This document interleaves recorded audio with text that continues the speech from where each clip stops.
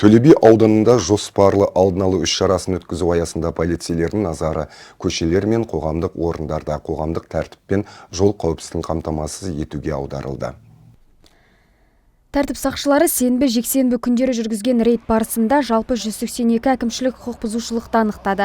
Оның ішінде 151-і жол қозғалыс ережелерін бұзу бойынша. Мәселен, ұсақ бұзақылықтың 9, қоғамдық орындарда мас күйінде жүрудің 6, абаттандыру ережелерін бұзудың 12, мал жаю ережелерінің бұзудың 2 дерегі анықталды.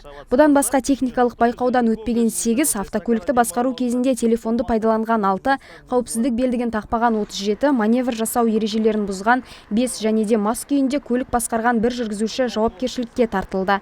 Сондай-ақ жол қозғалыс ережелерін бұзған 23 жаяу жүргіншіге әкімшілік шара көрілді. Айыппұл тұрағына 7 көлік орналастырылды. Өз кезегінде полицейлер қоғамдық тәртіп пен жол қауіпсіздігін бұзудың алдын алу бойынша осындай іс-шаралар алдағы уақытта да жүргізілетінін атап өтті. Департамент бастығының тапсырмасына сәйкес, бүгінгі күні Төле Би ауданының аумағында жоспарлы түрде бір нүктелік жедел профилактикалық іс-шарасы жүргізілуде. Іс-шара барысында жол қауіпсіздігі, көші-қон саласы бойынша, сондай-ақ қару иелері мен пробация есебінде тұратын тұлғалар мекен жайы бойынша тексеріліп, бірқатар кемшіліктер анықталды. Анықталған кемшіліктер бойынша заңды шаралар қабылданды. Бұл бағыттағы жұмыстар ұдайы жалғасатын болады.